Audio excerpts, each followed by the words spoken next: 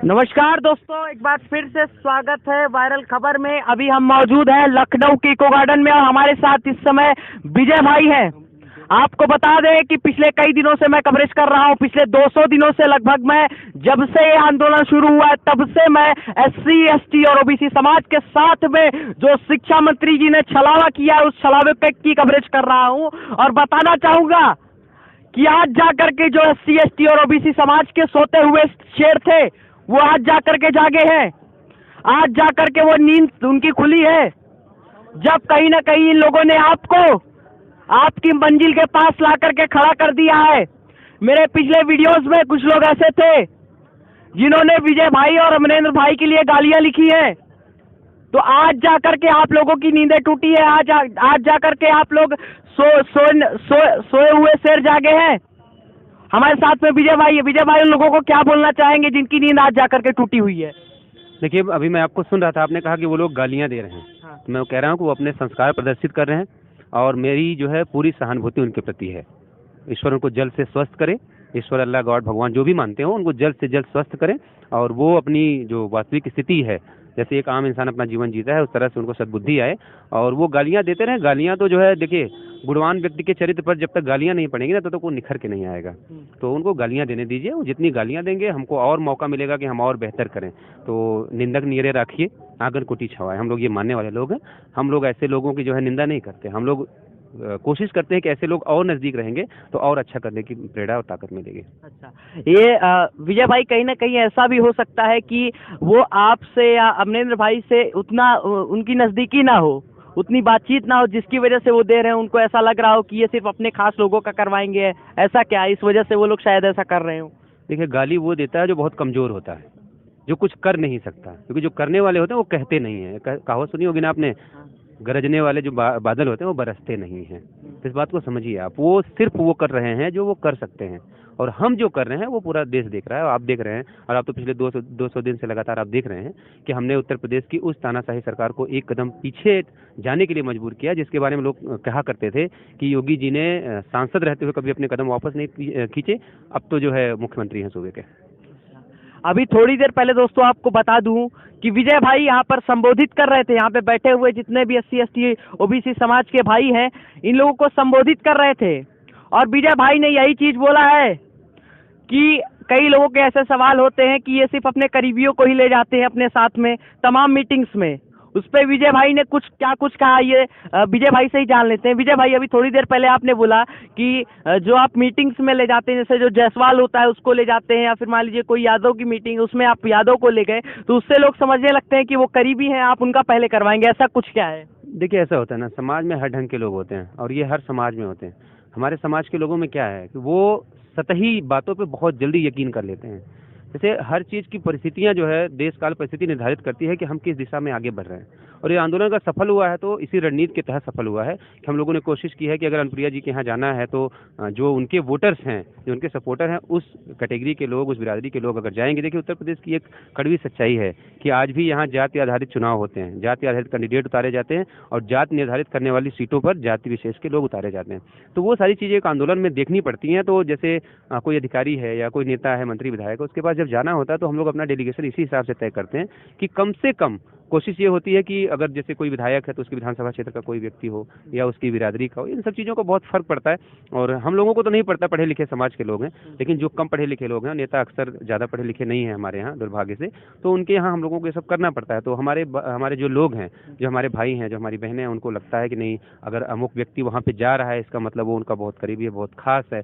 तो मैं आपसे, आपके चैनल के माध्यम से लोगों से गुजारिश करना चाहता हूँ कि ऐसा मत सोचिए। आप थोड़ी सी अपनी सोच बड़ी करिए। आप दलित पिछड़े होने का ठप्पा हटाइए। आप जागरूक लोग हैं, आप जो है इस मुल्क की जो है मैक्सिमम आबादी वाले लोग हैं और यहाँ के जो ताज और सिंहासन है उसको निर्धारित करने वाले लोग हैं। तो आप इन सब सोच से ऊपर बढ़िए। आपकी लीडरशिप अगर कोई फैसला लेती है तो उसको बहुत सोचना समझना पड़ता है और ये भी देखना पड़ता है कि कैसे हमारे लोगों का अधिक से अधिक भला हो।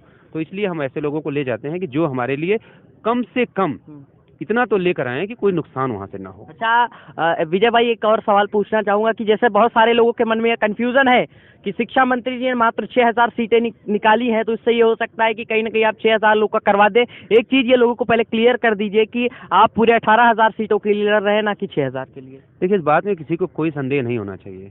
ये लड़ाई पहले दिन से इसी बात की है कि जो हमारा संवैधानिक अधिकार है 27% और 21% आरक्षण, उसको हमें पूरा मिलना चाहिए। उसकी आखिरी सीट, मैं तो इन लोगों से, अपने लोगों से कहता हूं कि अगर एक भी सीट बेसिक शिक्षा विभाग ने या बेसिक शिक्षा मंत्री के इशारे पर विभाग ने एक भी सीट कम दी, तब भी ये आंदोलन खत्म नहीं होगा। तब भी उतनी ही मजबूती से चलेगा जिस तरह से सड़कों पे आप पिछले 200 दिन से देख रहे थे, वो आंदोलन ऐसा चलेगा। इस बात में किसी को कोई आपत्ति नहीं होनी चाहिए, कोई संदेह नहीं होना चाहिए कि इस आंदोलन की मांग कोई और है। इस आंदोलन की सिर्फ और सिर्फ एक मांग है। जो जब से ये निर्णय आया है विजय भाई, उसके बाद से किन किन लोगों से आपकी मुलाकात हुई है? सचिव से, मंत्री जी से, किससे किससे बात हुई है? देखिए, जब से माननीय मुख्यमंत्री जी के यहाँ से मुलाकात करके हम लोग आए हैं, हमारे डेलीगेशन की मुलाकात हुई है, उसके बाद से हम लोगों ने माननीय बेसिक शिक्षा मंत्री से दोबारा मुलाकात की और सचिव बेसिक शिक्षा परिषद से मुलाकात की, डायरेक्टर जो हैं बेसिक, उनसे मुलाकात की है। इसके अलावा जो महानिदेशक हैं अनामिका से, उनके यहाँ भी हम लोग गए हैं। तमाम जो संबंधित अधिकारी हैं उनसे लगातार हमारी मुलाकातें हो रही हैं। मुख्यमंत्री कार्यालय में भी हम लोगों ने बातचीत की और अवगत कराया कि माननीय मुख्यमंत्री जी ने जिस हिसाब से हम लोगों को नियुक्तियां करने का निर्देश दिया था, अधिकारी आज भी उस बात पे अभी तक पूरी तरह से खुल के सामने नहीं आ रहे हैं। ऐसी कोई नीति नहीं बता रहे हैं कि जो मुख्यमंत्री जी ने कहा है उस हिसाब से हमारे साथ न्याय होगा। विजय भाई, से एक चीज और सामने आ रही कि कहीं ना कहीं जो प्रशासनिक अधिकारी हैं, वे मंत्री चाहे मुख्यमंत्री जी हो, इनके जो आदेश है उसका निरादर करते दिख रहे हैं कहीं ना कहीं। क्या अब मुख्यमंत्री और मंत्रियों से बड़े हो गए हैं ये अधिकारी? देखिए, जो अधिकारी हैं उनको ये पता होता है, वो मुख्यमंत्री को जानते हैं कि मुख्यमंत्री हमारा कितना समझदार है। और दुर्भाग्य है सूबे का कि योगी आदित्यनाथ का कद इतना छोटा समझते हैं अधिकारी, और मुझे नहीं लगता कि और किसी सूबे में ऐसा मुख्यमंत्री होगा जिसके निर्देश के बाद अधिकारी उसके निर्देश को न माने। और मेरा मानना है कि अधिकारियों को मुख्यमंत्री जी की बात का सम्मान करना चाहिए।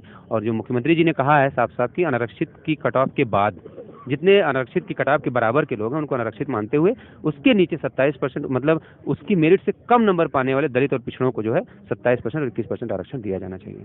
तो दोस्तों, जितने भी SC ST और OBC समाज के भाई ये वीडियो देख रहे हैं, सबसे एक ही बात बोलना चाहूंगा कि ये वे शख्स हैं जिन्होंने पिछले 200 दिनों से आपके लिए लड़ाई की है। यहाँ पर बरसात और ठंडी गर्मी की परवाह न करते हुए लगातार पिछले 200 दिन से रुके हुए हैं और टिके हुए हैं।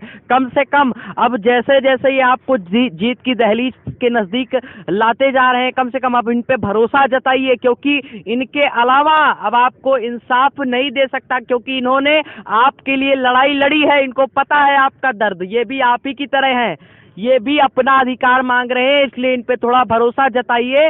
और किसी के प्रति नफरत या किसी के प्रति आप बुरा बोल रहे हैं, ये आपकी पर्सनल दुश्मनी हो सकती है, लेकिन कहीं ना कहीं आप ये चीज समझने की कोशिश करिए कि अगर आप वहां से बैठ करके उल्टी सीधी चीजें बोलेंगे तो उससे माहौल खराब ही होना है। उल्टा आपको चाहिए, आपने 200 दिनों से जिस तरीके से आप लोगों को चाहिए कि आप इनका साथ दें, इनके साथ में मजबूती से खड़े रहें, ना कि आप वहां से बैठे बैठे गालियां दें या उल्टा सीधा बोले, कमेंट बॉक्स में उल्टा सीधा लिखें। इसलिए सभी से एक ही बात बोलना चाहूंगा कि सहयोग करें और पुरजोर तरीके से एक साथ खड़े रहें और प्रशासन को और उत्तर प्रदेश सरकार को ये बता दें कि कोई भी SC ST और OBC समाज का जो है हक नहीं मार सकता। वे अपने हक के लिए, अपने अधिकारों के लिए अंतिम सांसों तक लड़ते रहेंगे। और एक चीज और बोलना चाहूंगा, YouTube चैनल पर पहली बार आए हैं तो YouTube चैनल से जुड़ जाइए, सब्सक्राइब कर दीजिए, लाइक और शेयर कर दीजिए। मिलते हैं अगले वीडियो में। जय हिंद।